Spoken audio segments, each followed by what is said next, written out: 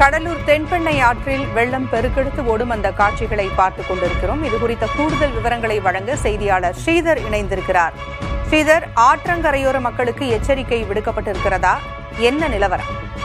கடலூர் மாவட்டத்தை பொறுத்த வரைக்கும் ஆண்டின் சராசரி மழை அளவு 1206 மில்லிமீட்டர். இந்த மழை கடலூர் மாவட்டத்தில் பெய்தால் கடலூர் மாவட்டத்திற்கு நன்மை கிடைக்கும். ஆனால் மற்ற மாவட்டங்களில் பெய்யும் மழை நீர் தான் கடலூர் மாவட்டத்திற்கு ஒவ்வொரு சமயத்திலும் பல்வேறு விதமான பிரச்சனைகள் ஏற்படுது. குறிப்பாக நாம் பார்த்து கொண்டிருக்கும் இந்த காட்சி தென்பெண்ணையாறு. இந்த தென்பெண்ணையாறு கர்நாடகா மாநிலம் நந்திமலையில் தொடங்கி 430 கிலோமீட்டர் பாய்ந்தோடி வந்துதான் இந்த வங்கக்கடலில் கடக்கிறது.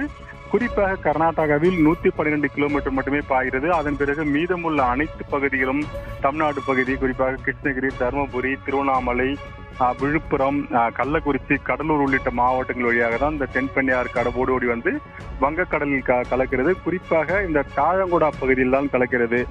தாழங்குடா வரை ஒரே ஆறாக வரும்.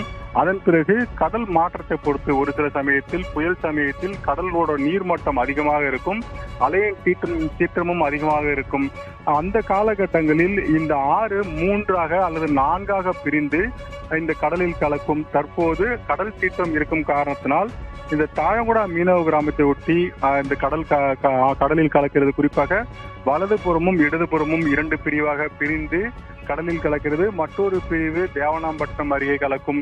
அது ஒரு சில சமயத்தில் தண்ணீர் அதிகமாக இருக்கும் சமயத்தில் அந்த தேவனாம்பட்டினம் கடற்கரை ஒட்டி உள்ள வெள்ளி கடற்கரை உள்ளே புகுந்து கடலில் கலக்கும். தற்போது அந்த இடத்தில் செல்லவில்லை. அதற்கு அடுத்தபடியாக முகத்துவாரம் பகுதி. இந்த முகத்துவாரம் தான் இயற்கையான முகத்துவாரம். இந்த ஒரே முகத்துவாரம் வழியாக பரவனாரும் செல்லும், கெடிலமாறும் செல்லும், தென்பெண்ணையாறும் செல்லும். சாதாரண நாட்களில் தண்ணீர் ஓடி வரும்போது 3 ஆறுகளும் அந்த வழியாக செல்லும். மழை காலங்களில் அதிகமாக தண்ணீர் வரும்போது இதுபோல் 4 அல்லது 3 இடங்களில் வந்து இந்த தண்ணீர் கடலில் செல்லும். தற்போதை பொறுத்தவரை 3 இடங்களில் தண்ணீர் கடலுக்கு செல்கிறது. குறிப்பாக தாழங்குடாவும் வலதுபுறமும் இடதுபுறமும், அதன் பிறகு துறைமுகம் வழியாக இந்த தென்பெண்ணையாறு 3 இடங்களில் கடலில் கலக்கிறது. 20,000 கனஅடி தண்ணீர் தற்போது வந்து கொண்டிருந்தது. தற்போது 4,000 குறைந்துள்ளது. இது மட்டும் இல்லாமல் வங்கக்கடலில் மையம் கொண்டுள்ள இந்த காற்றழுத்தம் காரணமாக கடலூரில் தற்போது இந்த மேக கூட்டங்கள் சூழ்ந்து வருகிறது. அதுதான் நாம் பிரத்யேகமாக பார்த்து கொண்டிருக்கிறோம்.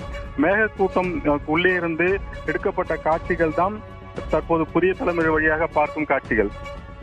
தகவல்களை வழங்கியமைக்கு நன்றி ஸ்ரீதர்.